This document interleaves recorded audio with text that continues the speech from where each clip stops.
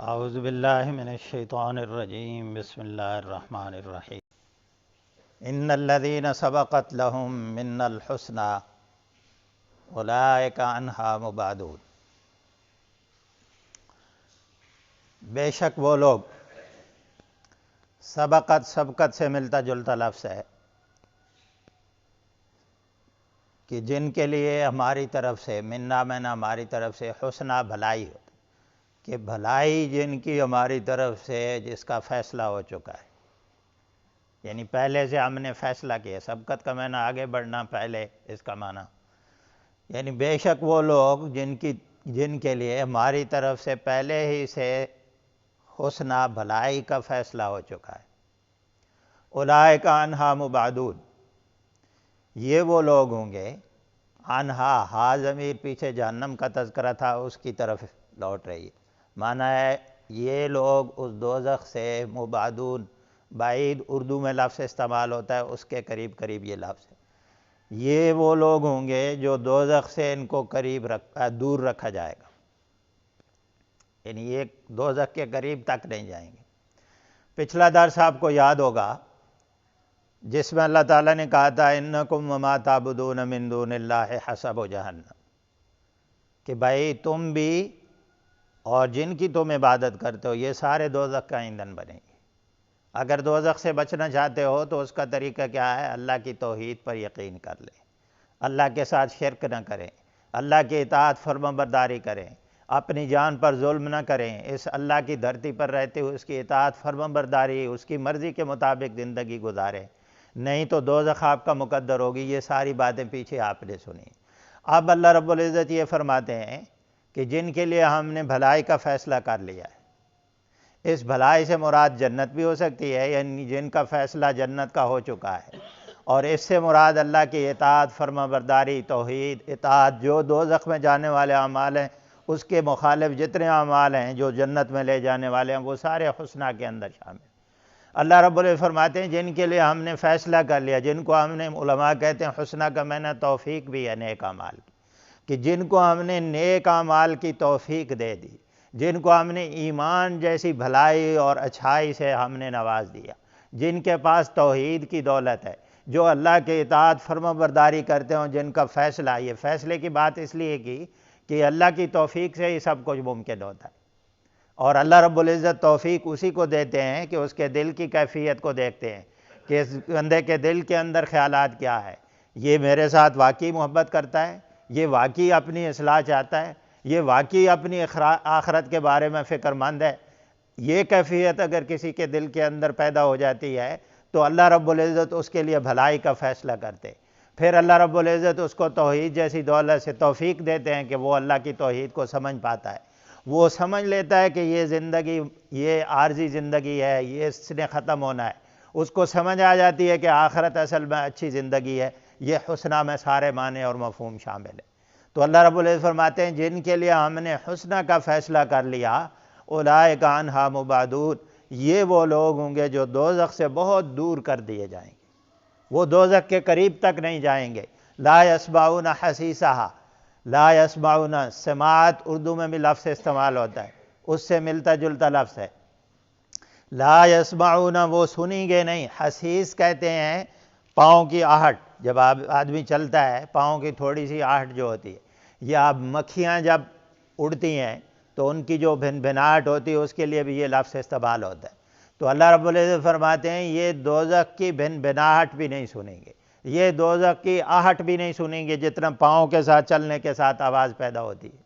تو فرمایا اللہ کی ایسی بھلائی اور رحمت ان کے اوپر ہوگی، اللہ کا فضل ان کے اوپر ہوگا کہ یہ دوزخ کی آواز تک نہیں سنیں گے، اتنا دور ان کو کر دیا جائے گا۔ وَهُمْ فِي مَا اشْتَهَتْ أَنفُسُهُمْ خَالِدُونَ، اور وہ ہوں گے فی مشتہت انفسہم، اشتہا کا معنی ہوتا ہے خواہش، اردو میں بھی یہ لفظ استعمال ہوتا ہے، اس سے ملتا جلتا لفظ ہے یہ انفسہم، جو ان کے نفس چاہتے ہیں، وَهُمْ فِي مَا اشْتَهَتْ أَنفُسُهُمْ، اور وہ ایسی زندگی میں ہوں گے جو ان کے نفس چاہتے ہیں، ایسی نعمتیں ان کو جنت میں ملیں گی جو ان کے نفس چاہتے ہیں، جو ان کا دل کرتا ہے۔ خالدون کا معنی ہوتا ہے ہمیشہ، وہ اس حسنہ کے اندر، اس جنت کے اندر، اللہ کی نعمت اور فضل کے اندر، اللہ کی رحمت کے اندر ہمیشہ ہمیشہ رہنے والے ہوں گے۔ تو اللہ رب العزت فرماتے ہیں کہ جن کے لیے ہم نے اپنی رحمت کا فیصلہ کر لیا، وہ میری اطاعت فرما برداری کرتے ہیں، میری توحید پر یقین کرتے ہیں، ایسے لوگ دوزخ کے ان کو دور کیا جائے گا اور جنت میں ہمیشہ رہنے والے ہوں گے، اور جنت میں بھی ان کی زندگی ایسی ہوگی جو ان کے دل چاہیں گے، جو ان کی مرضی ہوگی اس کی مرضی کی زندگی گزاریں گے۔ پیغام یہ دیا جا رہا ہے کہ یہ دنیا مرضی کی زندگی گزارنے کی نہیں، یہ دنیا اللہ کی مرضی کے ساتھ زندگی گزارنے کا نام ہے، کہ اللہ کی مرضی کے مطابق یہ زندگی گزاریں، آخرت کی زندگی آپ کی مرضی کے مطابق ہوگی۔ اس لیے خالدون کا لفظ اس فقرے کے بعد کہا گیا ہے کہ وہاں کی زندگی، کیونکہ انسان جو ہے نا، یہ اپنی مرضی کے ساتھ اگر کوئی معاملات طے کرے، اللہ نے اس کو بنایا ایسا ہے، مرضی کے ساتھ کوئی معاملات طے کرے تو اس میں ہی اس کا اطمینان اور سکون ہوتا ہے۔ تو یہ جنت کی زندگی ایسی ہوگی کہ وہاں انسان جو اس کی خواہش، یعنی اس زندگی کے اندر تنوع ہوگا، مختلف کیفیتیں ہوں گی، جیسے انسان جو کھانا کھائے گا اس کو تبدیل کرنا چاہے گا، اس کا دل کر رہا ہے، اس کی مرضی کے مطابق کھانا ہوگا۔ گھر کی سیٹنگ دیکھا آپ، عورتیں گھر کی سیٹنگ کرتی ہیں، کبھی بیڈ کو ادھر رکھتی ہیں، کبھی ادھر رکھتی ہیں، کبھی کیسے ڈیکوریشن کرتی ہیں، کبھی کیسے کرتی ہیں، کیونکہ انسان کی فطرت کے اندر یہ ساری چیزیں شامل۔ تو اللہ نے فرمایا یہ تمہاری فطرت کے مطابق جنت میں سب کچھ ہوگا، تم جیسے چاہو گے اپنی سیٹنگ بناؤ گے اور جس کو تم پسند کرو گے، اس لیے وہاں تم بور نہیں ہوگے، ہمیشہ رہو گے۔ ایک ہوتا ہے نا انسان ایک ہی کیفیت میں مسلسل رہے، ایک ہی کھانا مسلسل کھاتا رہے، ایک ہی طرز کی زندگی گزارے، انسان بور ہو جاتا ہے۔ لا یبغون عنہا حولا، قرآن کہتا ہے کہ جنت میں ایسی کیفیت ہوگی کہ انسان وہاں سے بور نہیں ہوگا۔ آپ بنو اسرائیل کی کیفیت دیکھیں، من اور سلوہ کھاتے تھے، لیکن مسلسل ایک ہی کھانا کھا کھا کے انہوں نے ڈیمانڈ کی اللہ سے کہ ہم یہ ایک ایک کھانا کھا کے بور ہو گئے۔ یہ انسانی فطرت ہے، انسان کے اندر یہ کمزوری ہے۔ تو اللہ تعالیٰ نے فرمایا بھائی اس جنت کے اندر تنوع ہوگا، آپ مختلف چیزیں اپنی مرضی کے مطابق سیٹ کریں گے، لیکن ساتھ ہی جو سب سے اہم پیغام ہے وہ یہی ہے کہ یہ دنیا کی زندگی اپنی مرضی کے مطابق نہ گزاریں، دنیا کی زندگی اللہ کی مرضی کے مطابق گزاریں۔ جنت میں آپ کی مرضی چلے گی، اور یہ دنیا کی زندگی عارضی ہے، جز وقتی زندگی ہے، کچھ ٹائم کے لیے ہے، یہاں سے ہم نے جانا ہے۔ ہمیشہ ہمیشہ کی زندگی جنت کی زندگی ہے، آخرت کی زندگی ہے۔ اس لیے ایک مسلمان کو یہ کہا گیا ہے کہ بھائی یہ حماقت نہ کرو کہ یہ عارضی اور مختصر زندگی، اس کے لیے اپنی آخرت کی زندگی جو ہمیشہ ہمیشہ کی زندگی ہے اس کو تباہ اور برباد کر دو۔ اس دنیا کو بہت محتاط ہو کے گزارو تاکہ آخرت تمہاری کامیاب ہو جائے، اور وہ کامیاب کب ہوگی؟ جب آپ اللہ کی مرضی کے مطابق زندگی گزاریں، جب اللہ کی توحید کے مطابق زندگی، اللہ کے اوپر بھروسہ، اللہ کے اوپر یقین، اللہ کی محبت اپنے دل میں، اس کی اطاعت فرما برداری اپنے زندگی کے ہر معاملے میں، یہ کام آپ کریں گے، یہ حسنہ میں سب کو شامل ہے۔ لا يحزنهم الفزع الاکبر،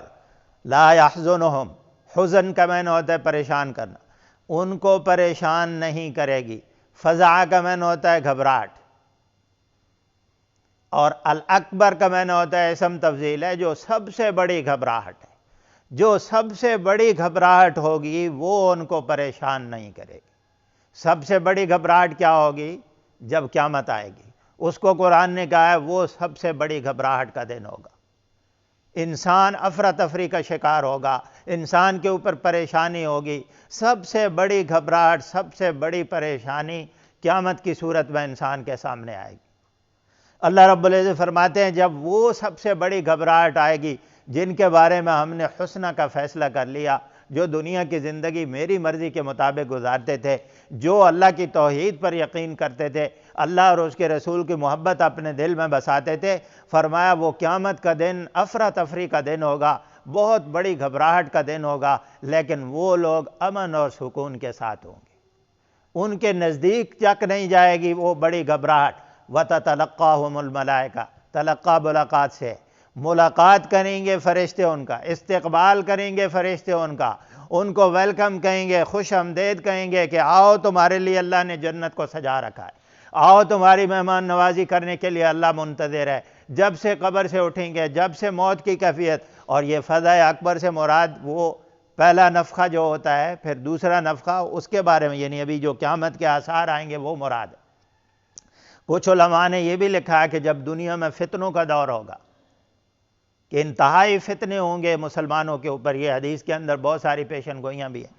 تو اس وقت جو سب سے بڑی گھبراہٹ کا ٹائم بھی ایک مسلمان کے اوپر دنیا میں بھی آ جائے گا، تو اس وقت بھی جو اللہ کی توحید پر یقین رکھنے والے ہیں، جو اللہ کے اوپر بھروسہ کرنے والے ہیں، ایسے لوگ ان پریشانی کے وقت بھی وہ گھبرائیں گے نہیں۔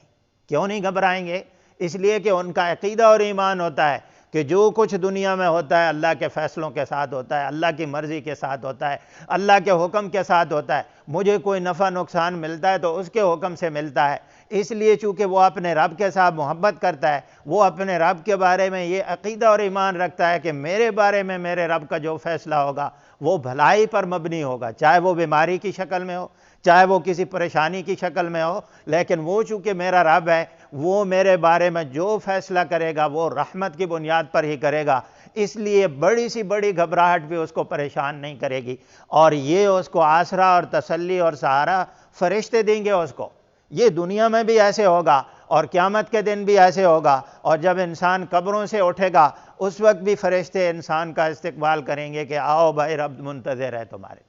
لیکن شرط یہ ہے کہ وہ حسنہ جس کی وضاحت اوپر کر دی ہے، یہ ایک مومن کے اندر ہونی چاہیے۔ ایسے لوگوں کا فرشتے استقبال کریں گے، ھذا یومکم الذی کنتم توعدون، یہ وہ دن ہے تمہارا، یومن دن الذی کنتم توعدون، جس کے ساتھ تمہارے ساتھ وعدہ کیا گیا تھا۔ توعدون وعدے سے ملتا یعنی یہ وہ دن ہے جو تمہارے ساتھ وعدہ کیا گیا تھا، تمہارے ساتھ اللہ نے وعدہ کیا تھا، اپنے نبی بھیجے تھے، ان نبیوں کے ذریعے تمہارے ساتھ وعدہ کیا تھا کہ دنیا میں میری مرضی کے مطابق زندگی گزارو، میرے اوپر ایمان لے آؤ اور میری محبت دل میں بسا لو، میری توحید پر عمل کرو۔ تو یہ وہ دن ہے آخرت کا دن جو کامیابی کا دن ہے، یہ وہ دن ہے جو تمہارے ساتھ جس کا وعدہ کیا گیا ہے کہ اس دن تمہاری مرضی کے مطابق زندگی ہوگی، اس دن تمہارے لیے حسنہ اور بھلائی اور جنت کے فیصلے کیے جائیں گے، اس دن تمہارا استقبال ہوگا اور فرشتے تمہارا استقبال بھی کریں گے۔ یوم نطوی السماء کطی السجل للکتب۔ اب یہ وہ فضا اکبر جو بڑی پریشانی قیامت کی صورت میں آئے گی، اس کی وضاحت کی جا رہی ہے۔ اللہ رب العزت فرماتے ہیں یوم نطوی السماء، جس دن ہم آسمان کو لپیٹ دیں گے۔ نطوی کا معنی ہوتا ہے لپیٹ دینا کسی چیز کو۔ اللہ فرماتے ہیں اس دن ہم آسمان کو لپیٹ دیں گے، کطی السجل للکتب، جس طرح لپیٹ دیا جاتا ہے السجل للکتب۔ سجل کہتے ہیں جو جس میں کاغذوں کو لپیٹا جاتا ہے، تمہار اس کو انگلش اردو میں کہتے ہیں جس میں کتابوں کو جب جلد کیا جاتا ہے تو اس کے اندر لپیٹا جاتا ہے، اور انگلش میں اس کو سکرول کہتے ہیں، جو چیز سکرول ہو جائے لپیٹ لے۔ تو کاغذوں میں پرانے دور میں آپ کو پتہ ہے ایک اوپر سے ڈنڈا سا لگا ہوتا تھا، ایک نیچے سے، اس کے اندر کاغذوں کو ایسے لپیٹ دیا جاتا تھا۔ جب نبی علیہ السلام نے خط لکھے تھے تو اس وقت بھی اگر آپ تاریخ کی کتابوں میں، سیرت کی کتابوں میں دیکھیں تو ایک نقشہ سا بنا ہوتا ہے خطوں کا، تو ان کو ایسے لپیٹ دیا جاتا ہے۔ تو یہ مراد ہے، اور کتب سے مراد اوراق ہے، یعنی جس طرح اوراق کو ایک سکرول کے اندر، ایک فائل کے اندر یا کسی لپیٹنے والی چیز کے اندر لپیٹ دیا جاتا ہے، اسی طرح اللہ رب العزت فرماتے ہیں ہم آسمان کو لپیٹ دیں گے۔ تو بتایا یہ جا رہا ہے کہ بھائی قیامت کا دن بڑا سخت دن ہوگا، بڑی گھبراہٹ والا دن ہوگا۔ یہ بڑا نظام جو کائنات کا آپ کو نظر آتا ہے، یہ آسمان اور یہ زمین اور یہ پہاڑوں کے بارے میں نبی علیہ السلام سے سوال کرتے تھے کہ آپ کہتے ہیں کہ قیامت آئے گی سب کچھ تباہ ہو جائے گا، یہ پہاڑ اربوں خربوں سالوں سے موجود ہیں اور دنیا کے اندر بڑے بڑے زلزلے، بڑی بڑی آتش فشانی ہوتی ہے، لیکن یہ پہاڑ اپنی جگہ پہ قائم ہیں۔ تو اللہ نے فرمایا یہ جو صدیوں سے قائم نظام ہے، اربوں خربوں سے سالوں سے قائم نظام ہے،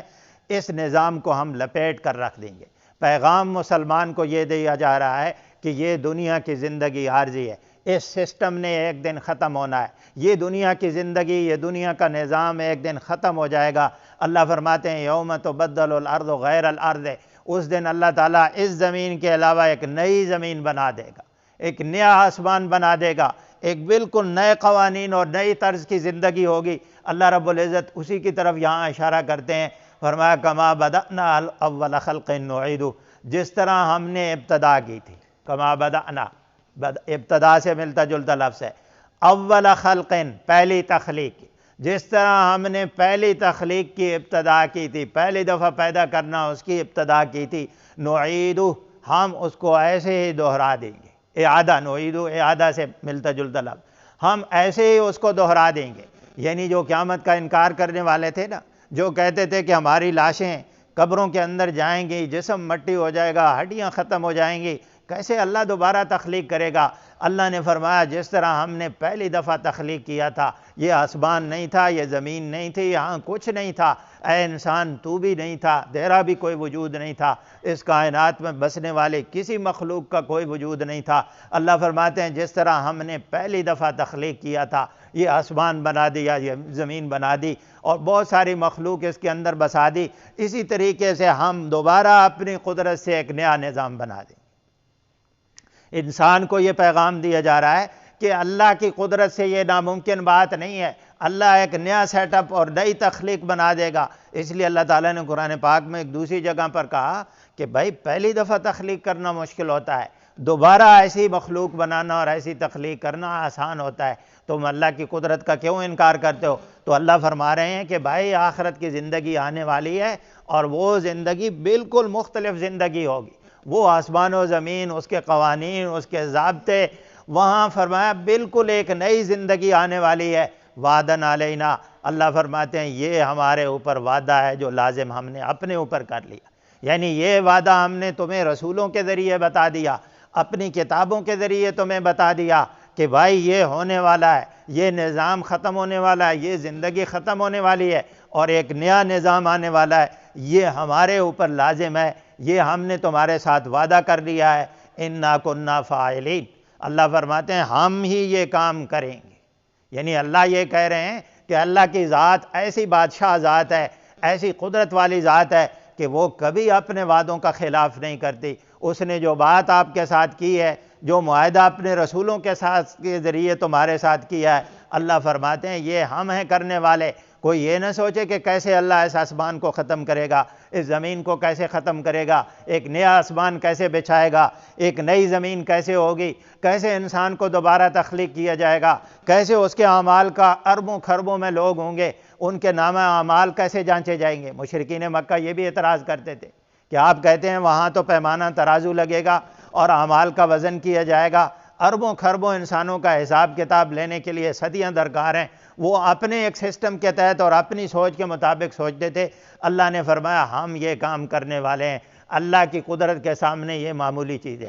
تو اللہ نے فرمایا بھائی یہ کیفیت تمہارے ساتھ پیش آنے والی ہے، اس لیے اس دنیا کی زندگی کی حقیقت کو سمجھو، آخرت کی ہولناکیاں اور آخرت کی سختی اور آخرت کی جو نعمتیں اور مختلف مراحل ہیں ان چیزوں کو سمجھو، اور اپنی آخرت کی زندگی جو اصل زندگی ہے اس کے بارے میں اس دنیا کی زندگی کے اندر رہتے ہوئے بھول نہ جاؤ، اس کی تیاری کرو، اس کی فکر کرو، اپنے رب کی توحید اپنے دل میں بساؤ، اپنے رب کی محبت اپنے دل میں بساؤ، اس کی مرضی کی زندگی گزارو۔ یہی انسان کی اس دنیا میں بھی کامیابی اور آخرت میں بھی۔ اللہ سے دعا ہے کہ اللہ عمل کی توفیق نصیب فرمائے۔